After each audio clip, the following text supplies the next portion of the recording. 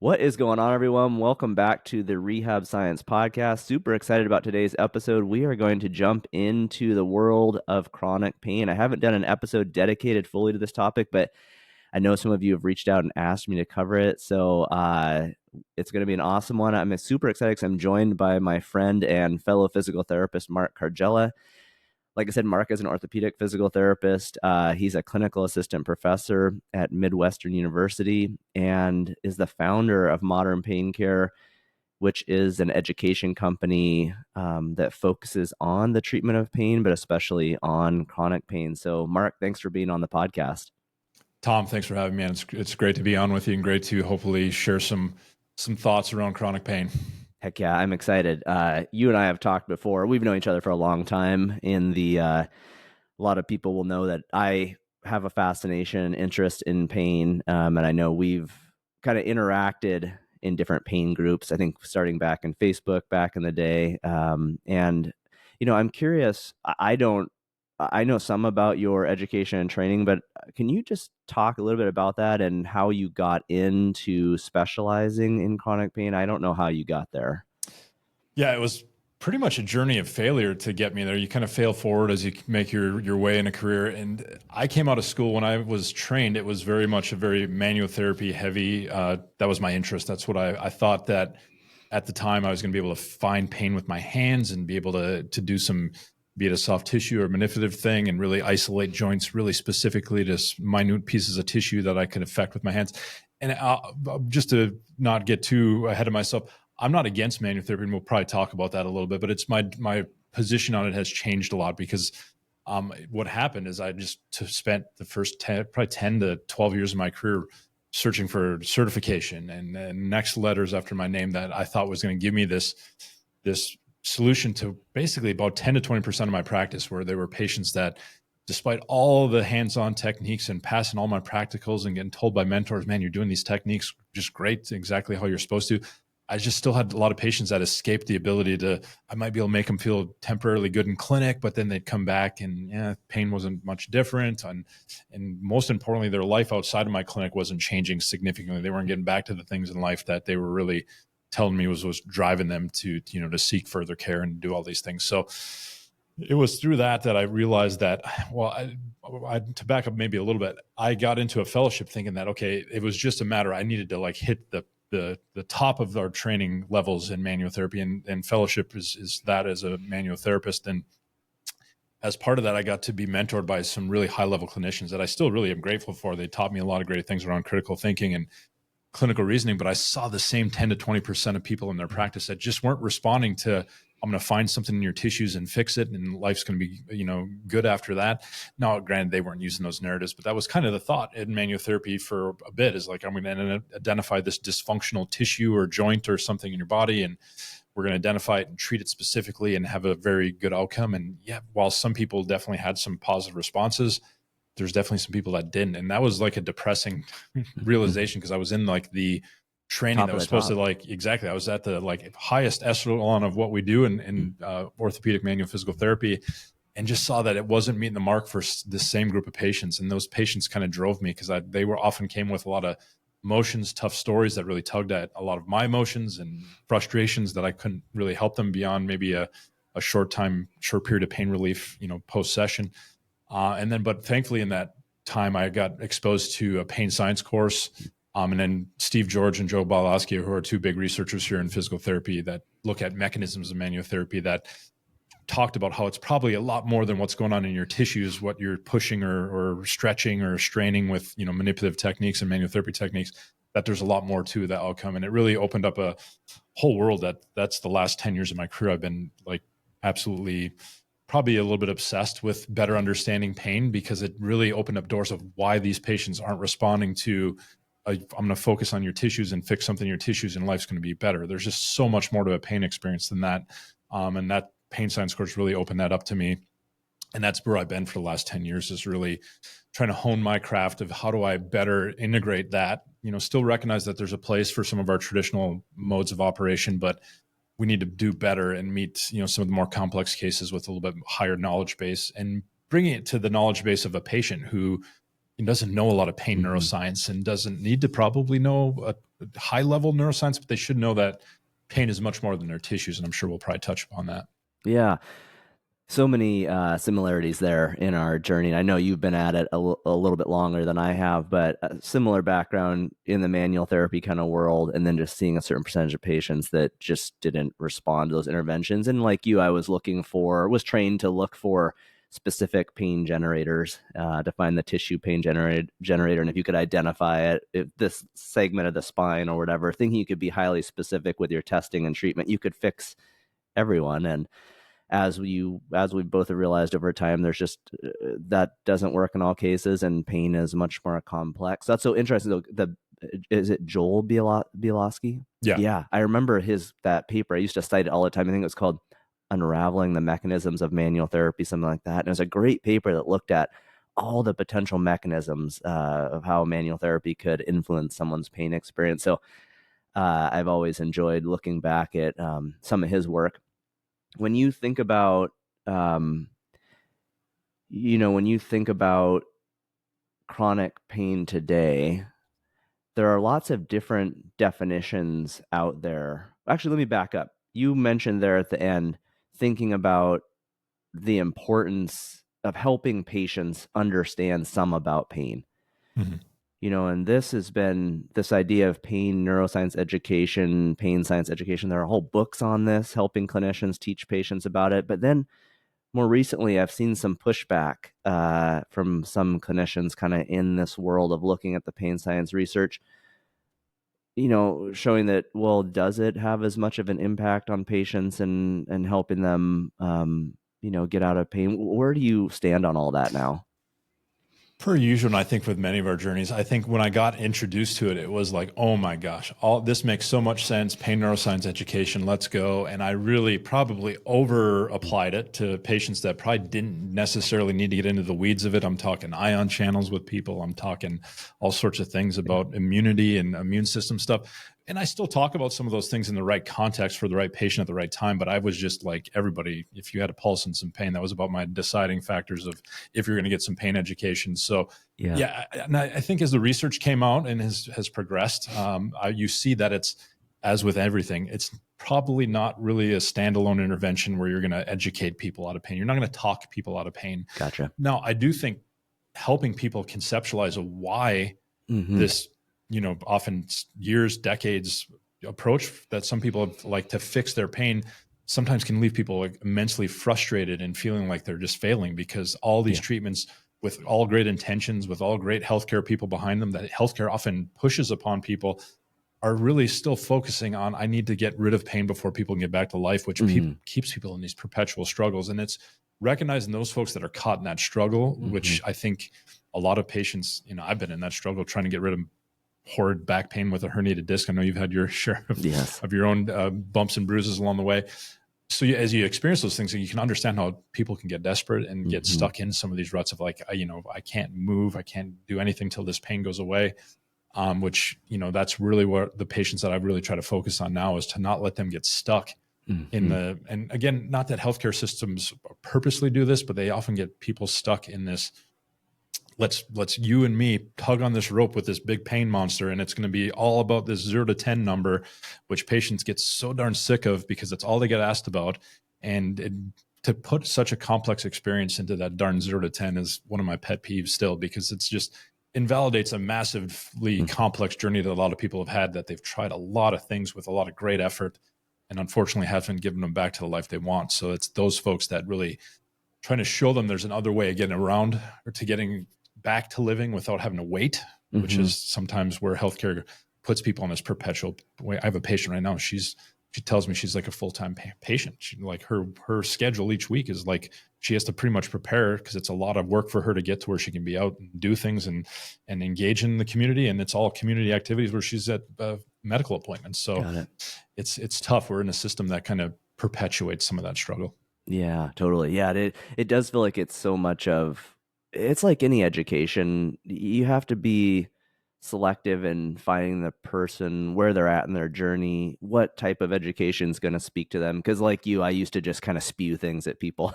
I give them the whole kind of neurophysiology rundown, and some people are interested, some people look at you like, why are you telling me all this?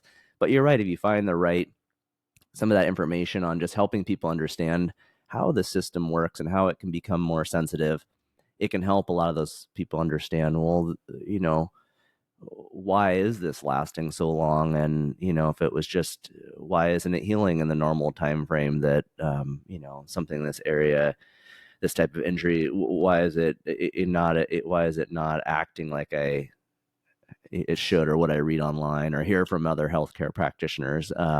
Yeah, it's the danger too. And I know I've had patients who came out with this perception, because I think pain neuroscience education, unfortunately, at times can be perceived of, this is all in my head, right? Totally, You're just yes. telling me this is just all in my head. And there's a lot of patients where they understand how your nervous system really is impacted significantly. Like I always say, it's the gain or dimmer setting, and like how sensitive your nociceptive system, which is often the system that's responsible for some of the, not good feelings that we'll sense from our body, is very much impacted by how good life is around those symptoms. And when you talk to people who have lost their ability to function in a workplace, or they're not able to do the things they need to do as a husband or a wife or a parent, or you name the roles that people get, struggling with, that it makes sense that when these areas are got your stress system so all over the map in your nervous system, that it can negatively impact how your pain, and then getting stuck in that struggle is just another way where people are perpetually in this kind of dysregulated situation where their system is so ramped up from a very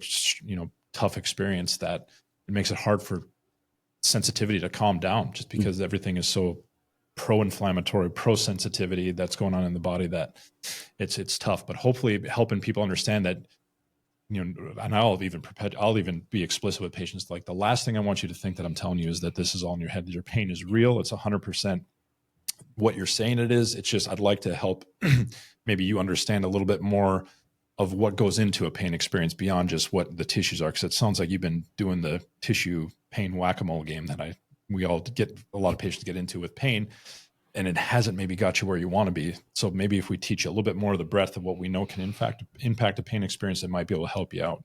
Yeah, it's so true. The whole pain comes from the brain was a tough one to navigate with people and not have them feel like you're just saying it's coming from their head. Mm-hmm. If somebody, if a clinician or a patient asked you, there's lots of different definitions out there for chronic pain. A lot of times we see it based on kind of time and how long things have lasted.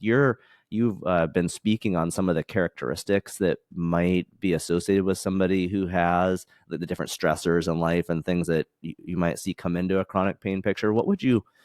Somebody asked you, like, what is chronic pain? What would you say at this point? I would say it's a sensory, excuse me. I'd say it's a sensory and an emotional experience. And if you look at International Association for the Study of Pain, who's like the authoritative body in what we know about or discuss around pain, as far as, pain physicians, physios, medical doctors, that's the group. They discuss and they bring in these emotional components to pain, because, and there's studies to show that oftentimes early on in a pain experience, which can be very much a tissue related thing, like a herniated disc or a strain or sprain or a, injury or whatever it may be, that starts out with a very much a tissue, related, we would say that's a nociceptive or tissue dominant, pain mechanism, that it often will transition to where it goes from these nociceptive areas. And research shows that the areas that become more dominant in somebody's system when there becomes chronic is the emotional centers, that's where people's stories are held, of like all the loss and the struggles and the difficulties and the angers and depressions and all the things that normal people who go through these experiences would deal with. But yeah, I try to help people understand that it's not just, cranky messages from your tissue, because that is part of it. It definitely can be sometimes the dominant part. I mean, there still are pains that are, you strain, you sprain, and, you do a very specific, approach of like, let's calm the tissue down, let it heal, and then build it back up. And some people navigate that well, and that's great. But there are some people where their pain comes with a lot of other things that coincide with it, of, work struggles and not being able to maintain their job because of the pain, and all the, financial struggles, and, you can name it, of all the things that people go through with this, that, so I guess I would say a sensory experience and an emotional experience that, is our body's maybe way of getting our attention that something's not going right. And it's not just in the body. Sometimes Mm-hmm. it's in our lives. And then when we start talking about lifestyle things too, where, when we're sleeping terribly and highly stressed and not managing stress at all, and our diet's terrible and all these different things going on, that it probably is a lot more complex than just a linear wire from your tissues to your awareness saying, ouch, I have pain. It's more complex. Yeah. Are you, when you're thinking about interventions you'd implement as a physical therapist and all of these different elements and factors that could contribute to a person's pain experience, are you, when you think about that sensory and emotional kind of side, are you often, when you identify someone that you think has more of a persistent or chronic pain, more of a sensitivity in that system, would you often be referring them to like a psychologist or a counselor or something to deal with, kind of like if you think there's a strong emotional component? Yeah, I'm fortunate in Midwestern University. I work alongside, we have a behavioral health clinic that's run by actually our psychology students, but it's supervised by our psychology faculty. So we can refer to them. And it depends too. I think if it's, I don't by any means, and I think it's important for us as healthcare people to make sure we're staying within scope and not, I'm not here to counsel people on their marriage struggles or anxiety or, depression struggles. I'm hopefully helping them connect the dots. And then if I can help them seek help with that, then definitely I will refer on to that. But just some of the struggles of getting people to start identifying some of their barriers to getting back to the things that they want to do, I think we can do pretty well. And acceptance and commitment training has been kind of how it's been termed, maybe going away from acceptance and commitment therapy, because that's more the formal psychological, often delivered by psychologists. But even Stephen Hayes, one of the founders of that approach, really thinks this is something that all healthcare professionals should have, these skills to help people recognize their struggles and how difficult thoughts and beliefs and emotions and sensations in our body and how we relate to them can really impact how we function and can either persevere in the face of these or really struggle and get stuck in these kind of struggles that some of our patients get struggled into. So yeah, I think it depends on the case, but definitely if there's diagnosed, and we do some screening things with like an anxiety screen and some other things to make sure we're picking up on depression and those type of things and offering that to people that are struggling in those areas. Do you notice, like thinking about screens like that, anxiety and depression screens, do you think there are certain personality characteristics that some people have that make them sort of resilient to developing chronic pain? Like a mindset or a way of thinking about challenges in general, or maybe more of a resistance to, maybe they're not as maybe they don't have as many tendencies towards anxiety or depression. Do you think there's anything to that?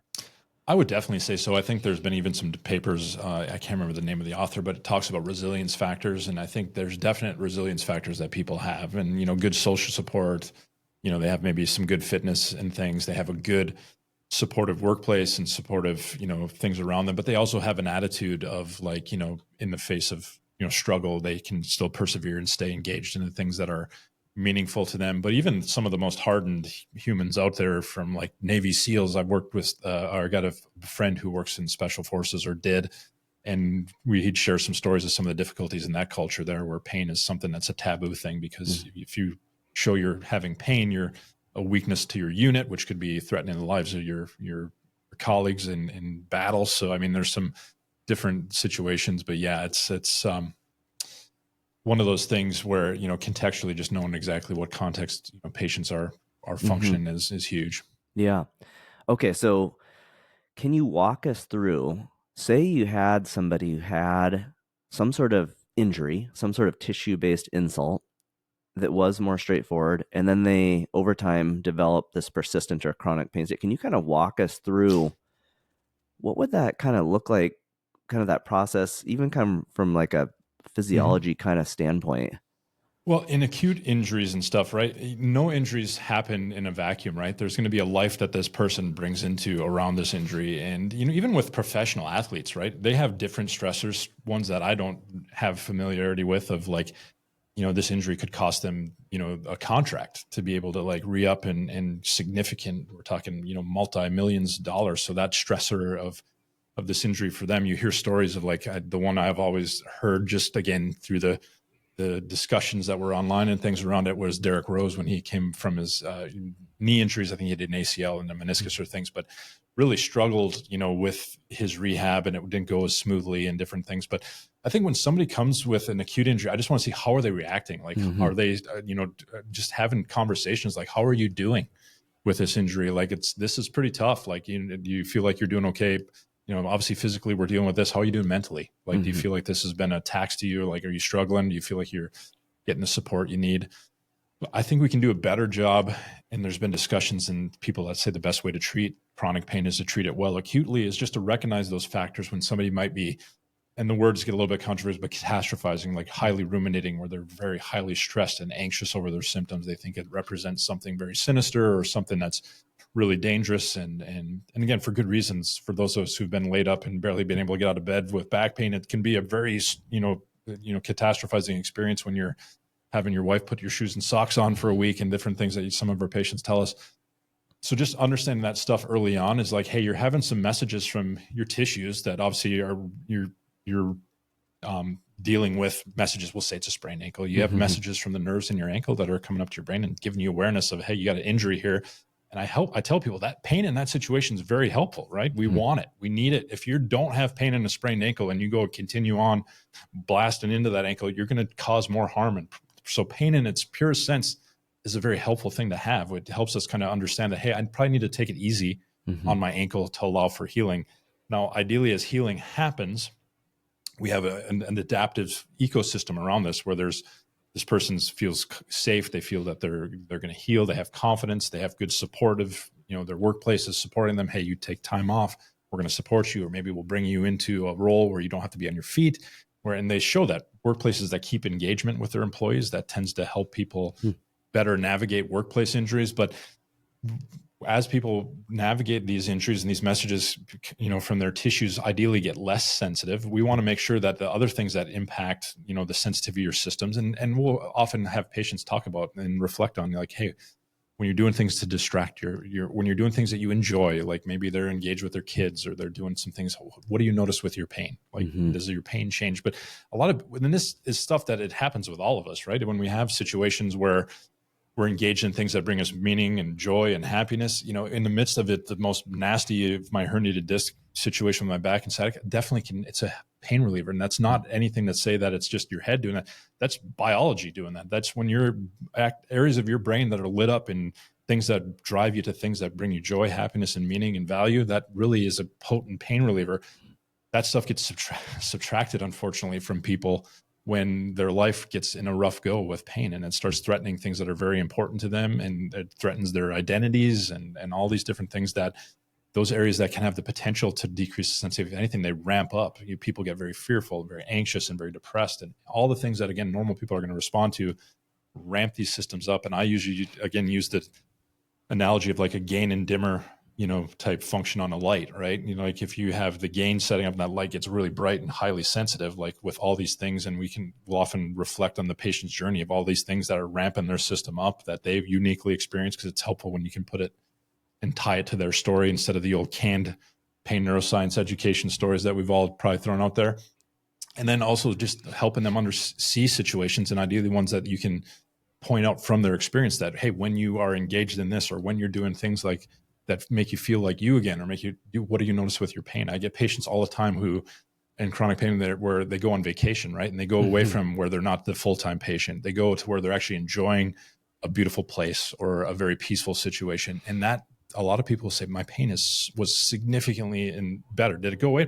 Often not, but sometimes I've had some patients say, and then I'll just have patients reflect on, what do you make of that? What do you think's going on with that? And then have some discussions on, again, the gain dimmer switch. And when your system's in a situation where you're away from all this, I would say it's like the haunted house versus the beach. Like the beach on San Diego, to me, is the most peaceful, serene, one of the more serene places, although I was just on a cruise. So that was also good. And Turks and Caicos could handle that as well. That's a pretty good spot. Yeah, it was great. But, just helping people understand that your body functions on a continuum. And when you start hearing these stories of people's lives that evolve around their injury, that could be a very normal injury that we would expect to heal. But when there's a different narrative and a story around it, where one's like all support, love, all support, that people are getting back to the things they want to, they got a lot of time and patience. They don't have any massive financial strains or stressors on their plate, that they can navigate things pretty smoothly. But it's the folks that have that more haunted house that's revolving around their pain with all these, the next thing that's, really disrupting their life around it with, again, finances, relationships, all those things that can really turn up the gain setting. And sometimes then the tissues, even regardless of healing process or not, can maintain sensitivity just from those processes of stress systems being so cranked up from a pretty tough story that's revolved around their pain. Yeah, it's all about peeling back those layers. I got to hear you. Everybody's so complex, and each person coming into the clinic, their pain's unique, and the factors in their story going into that pain experience is unique. And it's, excuse me, it makes you realize that so much of the pain education is really specific to those layers that that person presents with, and really like almost just an awareness. I think a lot of people, because of the medical system and a lot of physical therapy clinics, we're guilty too. We both were practiced like this. We weren't helping people become aware of all of those stressors that can play into the pain experience. What are some, if you were going to highlight, if somebody was wondering like, hey, I've had pain that's been around for a while and it seems sensitive and maybe there's an emotional component, it's just not getting better. What are some things I should be paying attention to from a stressor standpoint? You've mentioned some, but what's kind of a list of things to think about? Yeah. I mean, I think just navigating, like having the person reflect back of like what, when stress is present, like when, whatever it is in life that's bringing their stress on, what do they notice in their pain? Like, do you notice any differences in how your body feels? And some people get, and I can understand this, get very defensive. Like, this isn't all in my head. I'm like, no, we're not saying it's all in your head. We're just saying that your stress systems have a significant impact on how we experience pain. So we're just wondering if your stress system impacts yours. So, just really take an inventory on when they're experiencing some of life's challenges. And ideally, I've talked to the person enough to know what things are going on around their pain that might be driving this. So again, when you're having those struggles, like I have a patient right now, her and her husband are struggling navigating that situation where, it's as a spouse or as a loved one to somebody who's in chronic pain, when it doesn't make sense, right? It's something that this pain, why isn't it going away? So it can be just as frustrating with a loved one as it is for them, but it created a very stressful interaction. And when those interactions became stressful, it definitely spiked pain. So it's usually trying to help people tied to their unique story and their unique stressors and things. Like I try to get a good understanding. That's what keeps me in the clinic, is I think we have the privilege of getting to know a person and what is in their unique story. If I had to do like the same canned treatment over and over again in some sort of algorithmic way, I would not have lasted 22 years in the clinic. I think it's so enjoyable to like take the immense challenge. And I'm not going to come here and say that I cure or fix everyone. There's some things that go on in people's lives that I don't have the ability to have an impact on. People live in some very challenging contexts that make it hard for pain to go away. Sometimes you just can't change all those stressors. It's like the reality is you can't, some things you want to change, you can't. Yeah. And I mean, I've worked with folks who've had trauma, be it like veterans who have PTSD. I've worked with folks who've had trauma from, sexual abuse and verbal abuse and physical abuse. And we can't modify those things, right? But I think we can validate that that's part of their story. I'm not the one to help them work through that. I definitely, when we screen for it, and we definitely refer to psychologists and folks that can help them with it. But I do think there's a part of us as humans that when we have some of these difficult things in our past and struggles, it's easier to look at your pain than maybe the root of what's causing it, when it's not some fun stuff so when we recognize that stuff, it's definitely something that try to like validate. I'm so sorry you had to go through that. I can't imagine how hard that would be to go through that. Are you working with somebody to talk about these things, to work with that, and hopefully help them understand that can you see how this probably impacts your pain experience, right? I had a patient who told me she had CRPS and a few things, but she told me that her stepfather tried to drown her twice in a bathtub as a kid growing up. And she's like, so she grows up in this household where home is supposed to be your most safe place on planet Earth. You're sort of love and peace and security and things. When it's a life or death situation, you're always on guard. It's always danger. How does your nervous system ever find rest and digest when being home is like a threat to you? So it made so much sense to her, because she understood why she was getting these injuries that would just, a wrist strain or ankle sprain turned into CRPS for her, because she has this system that never has learned peace, relaxation, the dimmer switch never has been on. Like it's been constant gain, and being at home's a threat. I mean, it's tragic, some of the stories I've heard. Yeah. And but it's the unfortunate reality of life, right? There's just some stuff that happens to some of us that I think we need to do so much better to help people understand mental health. I think we grossly underserve and under deliver on the mental health side of people's health. And I think it's, again, somewhat easier to look at. I'm just going to look at an MRI versus look back at some of this not so fun stuff that might be in our past that could be influenced. And I'm not saying that everybody has that either. Some people have a very normal, relatively normal, I don't know what is a normal upbringing, because we all probably have some things that have brought us some stress or some discomfort over time. But yeah, it's just, in the end, it's trying to get to know the unique person in front of you, validate their story, and just kind of empathize with as much as we can. Because I haven't walked in the shoes of, thankfully, some of the tough stuff that our patients have gone through, but they've often never even had the chance to talk about it. Like if you hear about some of the things in medical appointments, like doctors interrupt people within 18 seconds, I think one study said, which people aren't even able to like share their story, because and I'm not dogging physicians, because they have some jobs that I wouldn't want to try to have to get through all these things, their productivity demands and all the things that they're under pressure and stress, to where they want to resolve things to, I found something I can do a specific treatment to. And that's sometimes comes to the detriment of them being able to really give the person's story a stage to be heard. Because that has been some of the most powerful things that I've seen with patients, is finally being able to like connect the dots of like, oh my gosh, like I didn't even know think about this, but it was like a huge life-shifting thing for them. And it wasn't anything amazing that I did. I just helped them understand that pain is much more than what your tissues are showing up on an MRI and X-ray. And a lot of people have been through all sorts of tests and treatments that have not given them much relief or not shown anything of why they're having the pain. So yeah, we're lucky. Many of us, I think, as physical therapists, you often hear that because we get to spend more time with people, we're fortunate in that I've had patients say that, probably you've heard the same thing. Like, this is the first time I've shared my whole story in one sitting. And wow, just people being able to do that sometimes can bring some relief, just being able to get all that off their chest and just explain kind of the whole thing. And I think, for so long, when you were talking about past traumas and kind of like these emotional and psychological inputs into the pain experience, it makes me realize that, you and I were both trained for so long to look for the tissue source, the tissue origin of the person's symptoms, but maybe sometimes it's an emotional or a psychological source. Like maybe the root cause is something emotional or psychological for a physical type of pain. And I think that's something that patients often, nobody's told them about, to be able to connect the dots on some of those things. Most people who come into physical therapy just think, I've got a physical pain, it's something in my physical body. They have never, I think that's where the education can be so helpful sometimes, is like, hey, let's look at this pain you've got, when it started, what things happened previously to it, what happened at the time when you maybe had some injury, what was going on, what kind of stressors. I know for me that I've probably told you I had this like a back pain kind of on the right side in my rib area, and it hurt. I originally heard it in jiu-jitsu, but at the time when I was doing practicing jiu-jitsu, I was in a really stressful job, and my kids were little, and I wasn't sleeping as well, and to this day, that was 8 years ago, that pain will still flare up when I get stressed psychologically. And it can sometimes be good stress. Like sometimes if I were going to go on vacation the next day, I'm always anticipating flying somewhere, going on vacation or whatever. You're excited about it, but I tend to not sleep well the night before.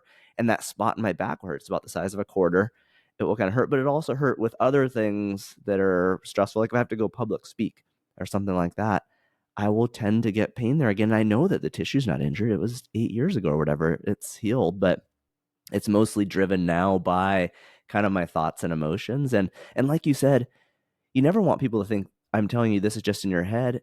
What happens, how your psychology and your emotions influence your pain system is still biological at its roots, right? It's all these hormones and neurotransmitters, all these things that are truly physiology. But, it's another area where I think no one's helped them understand that. So it's, yeah, 100%. And I can relate to the same thing. Like whenever my back has been the worst, it's been I'm in the most underslept, overly stressed, just not the worst of it was when I was moving, it was about 12 years ago when I was moving to Arizona, where life completely changing, not sleeping, packing up a house to move, having to pass a licensure. I was going to go start into private practice and try to start my own practice. And that was a great learning experience. A lot of things on your plate. Yeah. And it's just, and it's just like the whole cup runneth over thing, right? It's like you have this buffer, right? And life, unfortunately, especially I think today's day and age, it's like, I think we just have a lot like going on oftentimes where people just lump their plates so full of this hyper hustle culture, which I think can be beneficial. I'm not saying it doesn't have its benefits, but sometimes it comes to the detriment of our health. I mean, we see it with executives who are like, CEOs, but they are, you're hearing heart attacks and all sorts of health challenges with some folks where, life isn't meant to be lived under perpetual stress, but it's when stress arrives where it can kind of, like you've noticed, I definitely have noticed it when I'm in high stress situations, headaches show up for me for sure. My back definitely has more apt to be showing up for myself as well. So yeah, it's helping people understand that too. Or I think, when people start shining a light on that, God, I didn't think about that, but yeah, every time they don't, because it's just such a disconnected thing that people never learn that in school about pain and how stress systems and stuff. Like you said, how that impacts your biology. It's not like just some mystical brainwave that's there. This is stuff that when your stress systems are active, this will pump out different changes in neurotransmitters and pain relieving or pain in facilitating chemicals within our body, pro-inflammatory, anti-inflammatory. We won't get into the deep depths of it, but there's a lot going on biologically when life is giving us some challenges. Yeah, we're fortunate because of our background and training and what we do as a profession that we're always kind of paying attention to some degree. Maybe it allows us to be a little more aware if something starts hurting, something that maybe it's a pain that comes back every so often, to kind of notice what was going on at the time that may have influenced it. What do you think about, with patients? Maybe somebody's listening to this and they've got a pain that tends to come back frequently. What about the idea of like pain journaling? Maybe helping them. Do you use that with patients where, hey, I want you to, or maybe it doesn't have to be physically writing it down, but maybe it could just be, try to be aware of other stressors that might be present when your pain comes on, like just trying to help them connect those dots. Are there any strategies or tools that you like to implement? I think pain journaling can definitely be helpful for the patient who's like hyper focused on pain, where they have zero time of their day where they're not 100% zeroed in on their pain. And again, this is a normal response some of us have, but like some of the hyper attentional strategies people have, sometimes, the more you pay attention to something, the more you're going to have a sensory awareness of it. And again, those folks will often find when they do have some things that pull their attention away, their pain gets better. But, pain journaling can be very helpful because it sometimes helps people connect the dots, that because we get in such our default mode of operation where we're, it's kind of like when we drive to work and we like realize I don't even remember any of that drive. It just becomes such like a robotic thing that we've done over and over again. And especially with pain too, there's a lot of things that we just, our systems just runs this same default mode of operation, which is all ramped up with these sensitivities and all these different things, or these stressors that we just take as like the default mode of my drive to work on a day-to-day basis, where if you can step back and like really look at what's going on in the context when I'm having my pain experience, can be a powerful exercise for some people, because they can be the beginnings of them helping to connect the dots for that stuff. And then the key becomes, how do they start gaining some perspective and some abilities to manage? Because that's why I like ACT. I've used it on myself, and that's the one way is we train clinicians as well, as they need to learn it on themselves first before they can learn. It just helps you understand that when the difficulties, and because you're not going to get rid of difficult sensations. As much as I'd love to say life is going to be pain-free for a person, it's not. There's going to be pain, and it's not necessarily a bad thing. Like we said earlier, it can be a very helpful thing, but and difficult emotions, difficult sensations, difficult things are going to arise. But how do we train our body to have those difficult thoughts and emotions, and not, because a lot of traditional psychology and even PTs are, we got to get rid of that stuff before you can move on. These type of approaches not say, how do we realize that we're probably going to get rid of those, and even sometimes we're not going to get rid of pain. And some of my patients say, my pain isn't significantly different, but man, is my life so much better because I'm back to doing these things, because they've learned skills, and a lot of it being more acceptance, commitment based stuff, where they've learned skills to be able to take some of these difficult sensations, as opposed to pain being a chronically, they can't see anything but pain. They learn strategies to kind of gain a little perspective and put pain at a distance, and still be able to find room now for, hey, now I can start filling in some things that maybe I want to embroider. I have a patient, that's one of her things she wants to get back to. She wants to get back on her bike.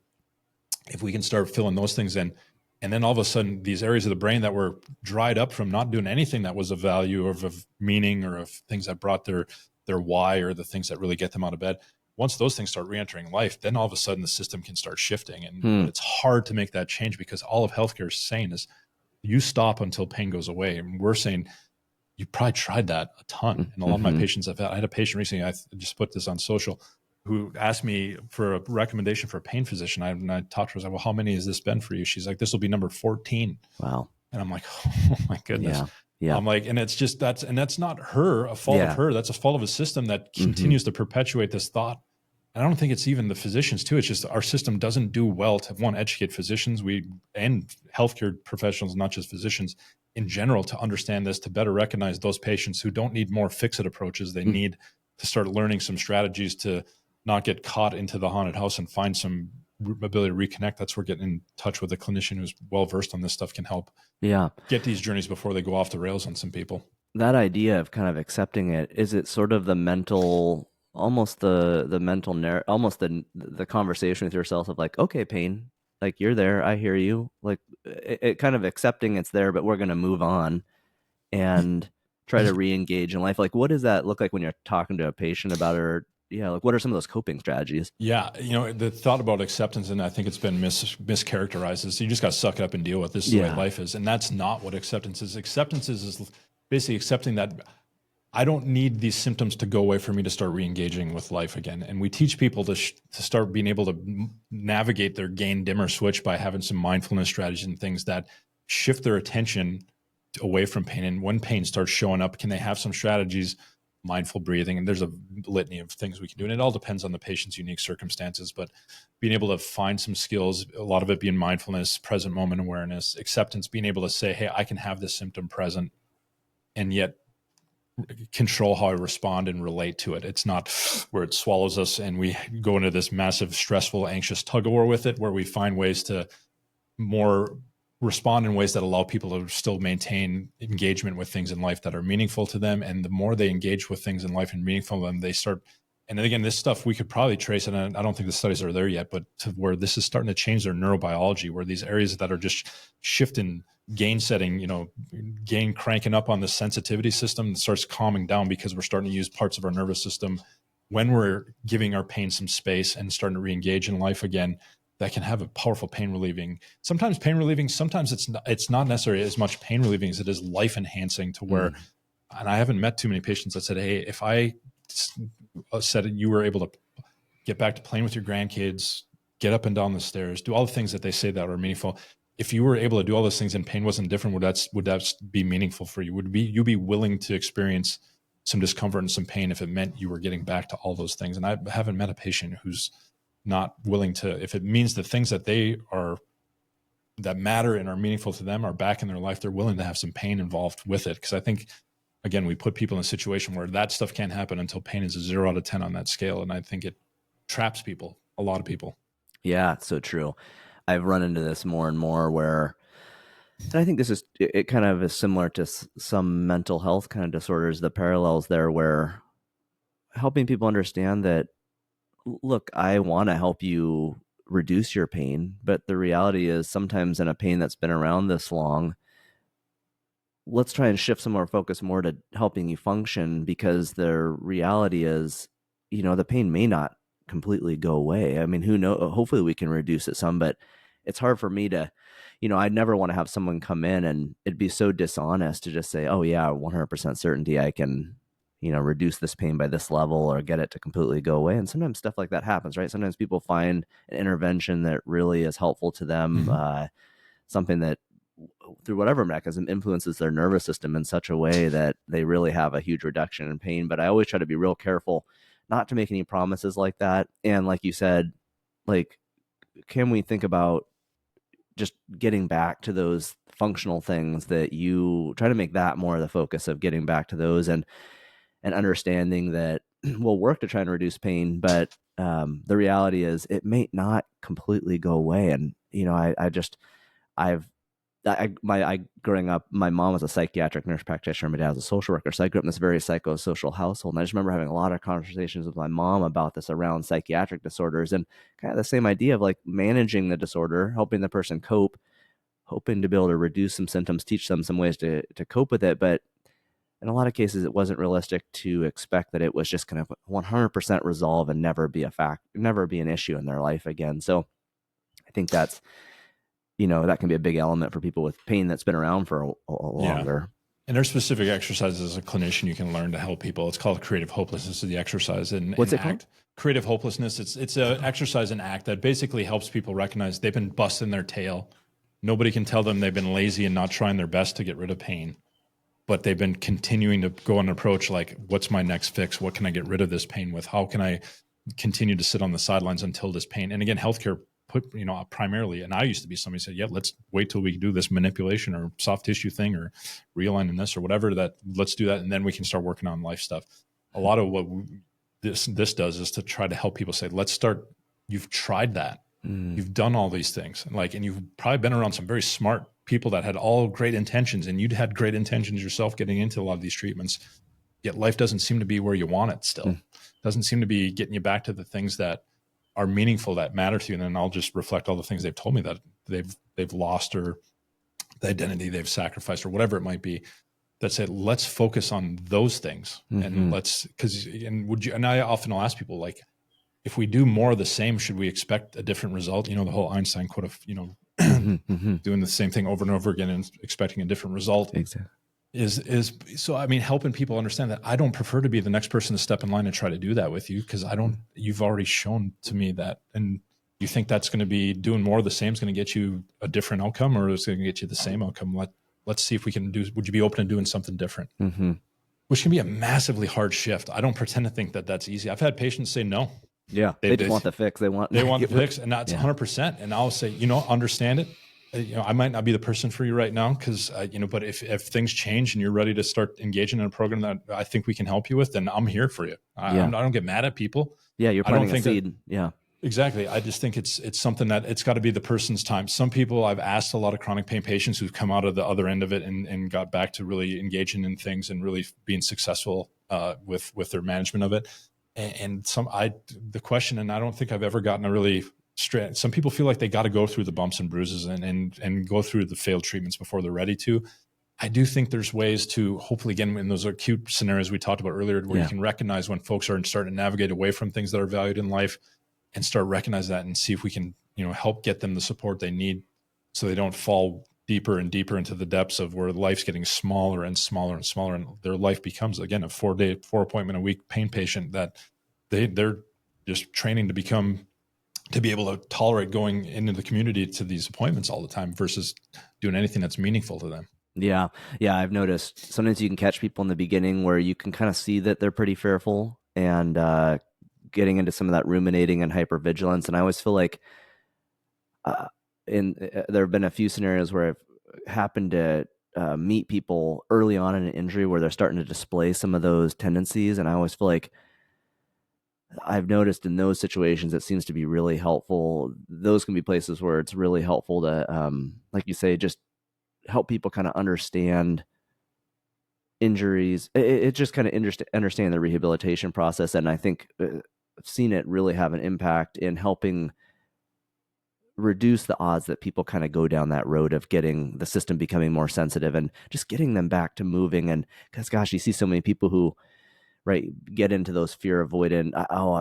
This thing is injured. It's really going to impact my life. It hurts. I'm going to stop moving. I'm going to hold this here. I'm going to stop engaging in these activities. I'm going to stop using this body region, and just that downward spiral that can turn into. Do you feel like, you and I have talked about this before, about the role of physical therapists in the future, and kind of this coaching idea? It sounds like in your sessions with patients, how much of your time is spent just talking with them? And obviously this varies from person to person, but do you feel like you're doing a lot more talking and listening? You're having much more of a conversation with them versus get on the table, let's do manual therapy. Let me show you this exercise that's going to target this tissue. What does that look like? A lot of it's problem solving and coaching, for sure. I think it's more of I want to get to know the person's perspective and their views and their unique thoughts and fears and worries and struggles that they've gone on with it. So I can kind of see what things might be influencing it. And then we have a discussion to, again, say, would you be willing to try something different than the things that you've been trying already? And then just start to work on, well, here's some skills that we can do within therapeutic exercise. I walk around our clinic outside, although in Phoenix, pretty soon not going to be able to do that here in the summer, but where we do things where they're starting to engage and we're doing exercises where they're getting active. My exercises, for some people, like, again, I still see the traditional, I guess, where it's, athlete, where I do Sure. my normal stuff, but where it's more a persistent chronic pain situation, then it's a lot of coaching, guiding, kind of problem solving with that person of how they can start maybe finding ways to adapt to, situation with pain. How do they pace their activities? How do they work on their sleep? How do they work on, stress management, all while they're starting in it all revolves around, well, what matters to you? And some people have a hard time figuring that out when they've lost so much, but you're really trying to find things that get that person like, this is what matters to me. This is a life. These are the values I want to live my life by. And then once we find those things, then let's start doing those things. Let's start getting you back to those. And then we'll teach you skills when the struggles of your pain show up, when the struggles of difficult thoughts, negative thoughts, because we get a lot of negative thinking patterns, understandably, like, this is terrible, this is a waste of my time, all these different things that, that all our brains tell us when we're trying to navigate into a difficult situation, that helping people have skills to navigate those difficult thoughts and still persevere towards values, even though their brains are going to show up with all sorts of things that tell them, don't do this. This is a bad idea. All the things that people are surprised that all our brains do that, but it's one of those things that when you're in a difficult pain experience, it's one of those things that really can drive a lot of negative things. But then, yeah, I think it's just coaching and guidance. And I still do occasionally but not much for those folks hands-on, because they've often been through so much of it, and it's already proven itself not to. So it's more like, what are the things in life that are missing that would make you feel like you? And let's start working on those things. And we'll teach you a bunch of strategies. A lot of it being able to manage symptoms when they show up, being able to manage thoughts when they show up, and still stay pointing towards the things.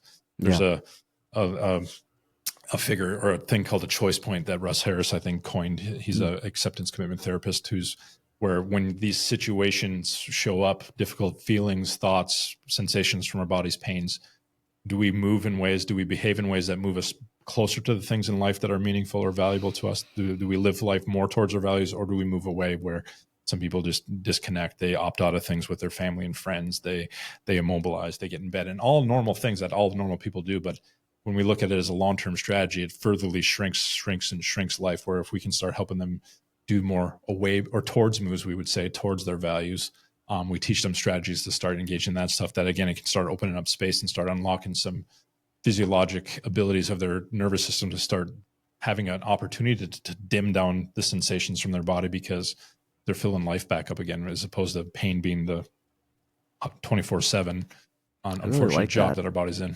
Yeah, I really like that approach, because, like you say, most of these people who've had pain for a long period of time, they've sought out lots of different practitioners, and 99% of those practitioners have been trying to just find the fix for them. And I really like that idea, what you just said, of what is the goal, what are the things I want to get back to? Like, what is this pain limiting in my life? And am I moving towards those, or am I moving away from them? And so much of the rehabilitation program, this multifaceted rehabilitation program, it seems like revolves around, well, which ways, how are you limited, and what are you hoping to get back to? Like, knowing those activities, and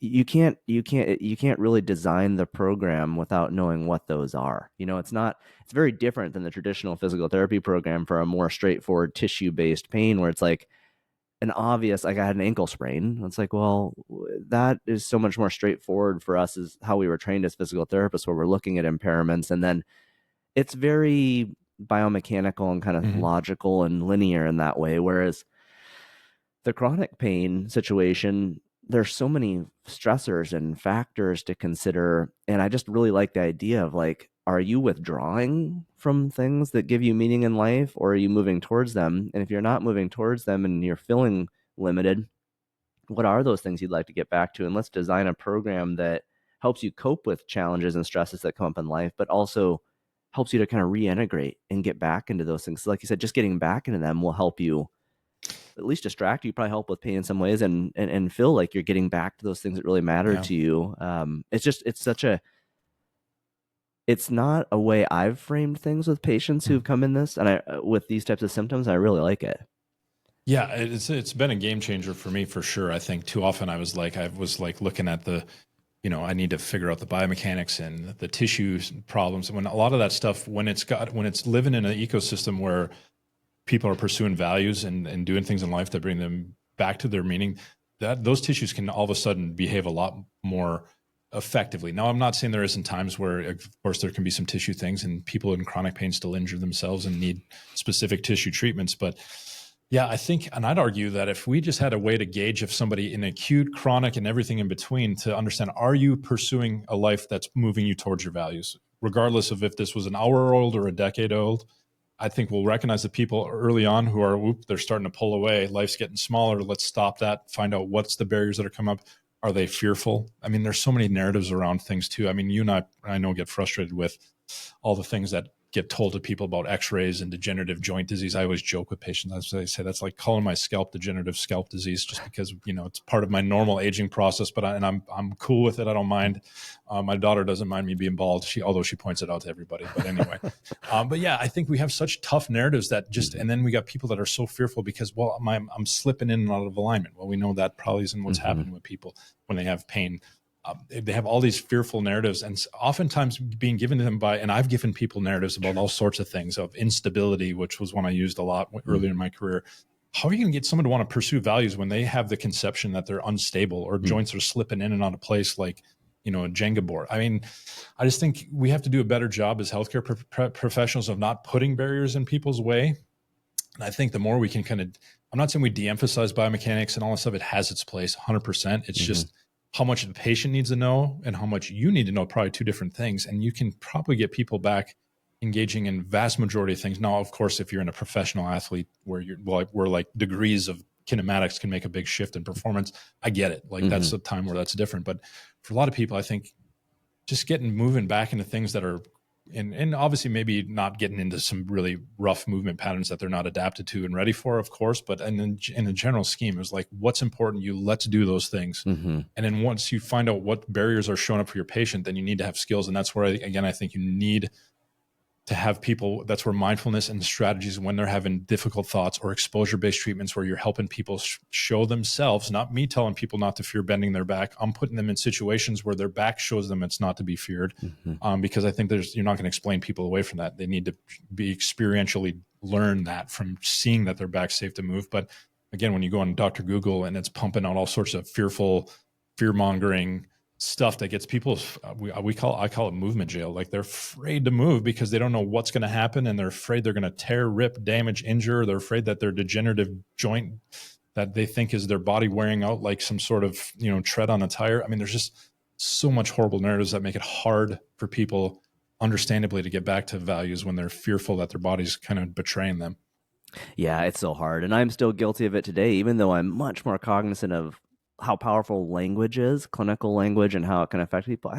I know I'm going to look back on some of the things I say now and terms I use and just regret using them and like, oh man, I shouldn't have been using that. And every person's unique. And I mean, you and I mean, even some of the language around, right, we saw this shift from kind of chronic pain to persistent pain and the sort of the word chronic and how that can feel negative to people. And like I said, the word instability, like I just used instability the other day and post. So yeah, it makes you realize, and people go look online. There's so much so many of these kind of messages and educational materials that can make you really feel fearful. And you can understand where people, they have pain or an injury or both, and they their response can be, oh wow, this could really impact my life and be really negative. I need to protect this, pay really close attention to it, not move the area.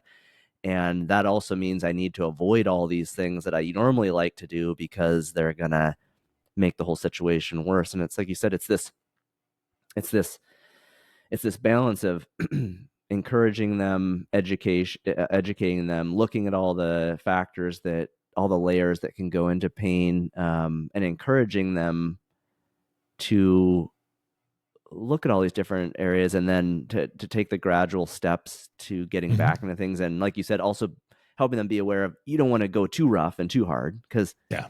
that's the physical side, the biomechanics, force on your system, all those things do play a role. And you have to, I always tell people it is kind of you're an experiment of one in a way. It's kind of a trial and error process. And there's going to be times where you do something that's a little bit too much for your system and it kind of flares up. And I always love those graphs of like rehab is rarely ever this perfect linear, just I'm getting better on a straight line, right? Normally it's, you're looking for a general, excuse me, positive trend over time. But people have little setbacks. They're like, they go up and then they go down a little bit, and just kind of helping people understand that, because people always ask, especially online, is this going to be the right exercise, or is this the thing I should do for my condition? It's like, well, I don't know. You have to test it. Yeah. You've got to test it. And then you've got to play with the sets and reps and the volume and the intensity. And like, you have to, excuse me, figure out how your body responds to that, like how your unique system responds. So, and I think people appreciate the N=1 approach, right? They're not getting some algorithmic, this is what everybody recipe gets for this. We're going to get what works for you. And it might be similar stuff, but it's going to be dialed into your specific response and how your body does. I haven't met a patient who's like, oh, I don't want that. I want the cookie cutter version that everybody else gets. I think people appreciate when you tailor it to them. And having those discussions of like, I think clinicians want to have this like fear that if they say, I don't know, like, I don't know, like I know conceptually what we want to get you back to. Yep. When I get an idea of where we should start based on what you've told me, what do you think? Like, you've told me you're doing X, Y, and Z amount of this, and this is where you want to go. Probably should start somewhere, where you're at. But, and going back to what you said about your social media feed with, it's good to know somebody else has some things in their feed that they language and things. Cause you look back in my feed, and that's part of being a good professional, right? Is being able to reflect on things we've said and not just like practice the same way we did 20 odd years ago where, but that's a sign to me of a good clinician when you're critiquing your own thinking process and critiquing your own content and stuff. To me, that's what we should all be doing instead of just spouting, the same thing for the last decade or two, for sure. Yeah. Well, Mark, I could sit and talk to you for a lot of topics. There are so many other questions I had written down about chronic pain. Maybe we can do another episode where we dive into more of kind of the nuance of treatment. There are different interventions I'd love to ask you about. It's such a big world, and it's an area where the medical system doesn't do a great job, as we know, of treating chronic persistent pain symptoms. So I know you have, for the clinicians who might be listening to this, you have some resources. I mean, I know between your modern pain care podcast, right? There's a lot of great episodes on there, but where I know you have some resources for helping, like say I'm a clinician who this is kind of new, because this was super new to us at one point, just the idea of like getting into pain science. And I've got patients, I've got a big group of patients that respond to kind of my very tissue driven biomechanical kind of interventions. But then there's these people who just don't seem to get better.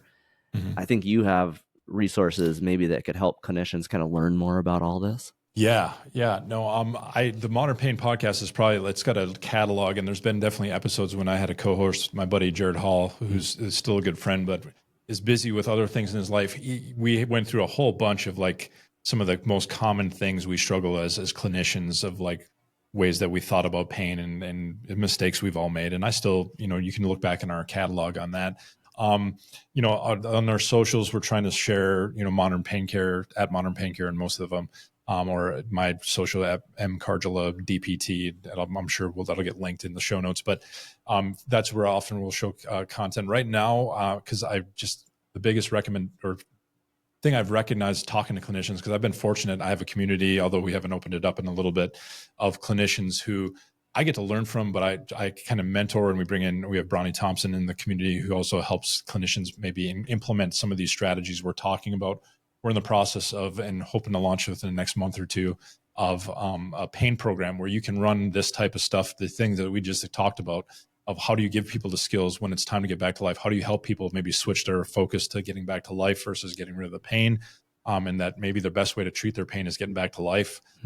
Those are hard things and they're definitely struggles I had over the last couple of years. So we're trying to help people shortcut that a little bit and get to where they have exercises and strategies and conversational skills to help people do this and help take that guiding coaching role. So if you go to modernpaincare.com/pain program, there's a waiting list that we're just letting people jump on, and we'll let them know when that's available, because there's going to be ability for people to just take it on their own, or there'd be a live cohort where we have like live sessions where we're talking patients of the people in the class, but also, we'll share patients of our own.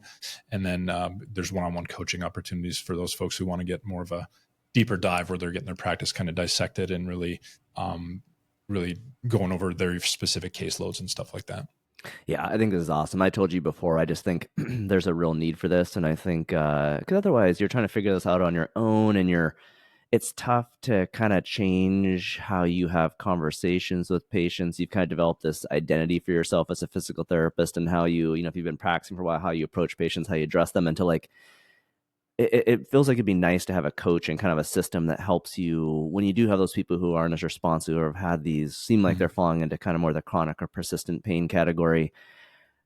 Just to have a system for what questions do I ask? How do I navigate this? Like, how do I start thinking about developing a rehabilitation program? What are the things I should think about in my educational process with them and help them to become aware of? I think I can just imagine anytime you talk to someone who has experience in something they've been doing for a long time, I always look at it as you're kind of getting the cheat code to how to develop that and implement it in your own life more quickly rather than kind of reinventing the wheel. So I really think, I really think, like you said, whether it's somebody who has an acute pain that does seem like it's tissue driven right now, or somebody who is into this pain category where it's been around for a long period of time, just understanding pain and how to navigate humans and have these conversations is important for all of us. So I think it's really kind of the way of the future. I just don't see how it can't be. I just think as physical therapists, we have to evolve and change to where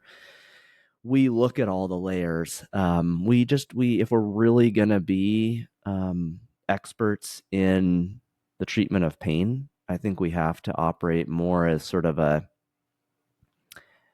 almost think the therapist part of physical therapist, we have to get better at that. Mm-hmm. And so much of that is understanding the pain system better and then being able to really have conversations with patients where we can peel back all those layers and have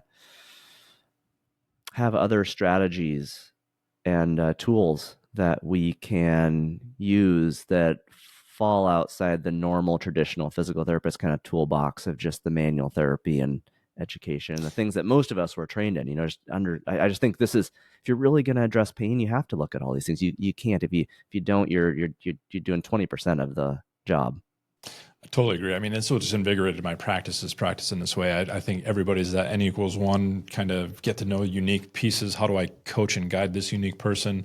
What strategies? We always tell clinicians, like, you should look at your communication no different than your manual therapy as an intervention, like choosing your words, how you're empathizing, how do you get somebody to start considering a different way of operating with their pain instead of the fix-it approach? How do you get them to start thinking of that? So yeah, those are all the things we try to help clinicians gain those skills to be able to move that. Because again, it's the most rewarding care I've ever provided. And one, it frees me from this belief that I had to be this fixer, right? Mm-hmm. I think we can do some things to get people back to life in the acute stages. And I still use some of these things with a lot of my acute patients, especially, like I said, when normal anxieties and fears creep into the rehab of somebody who has an acute ACL or like post-op ACL or something like that. I think recognizing those folks, I just got referred somebody post a patellofemoral procedure who was having a heck of a difficult time because it was threatening a lot of her identity and different things. And even though this was a normal post-op rehab she required a lot of exposure-based work and a lot of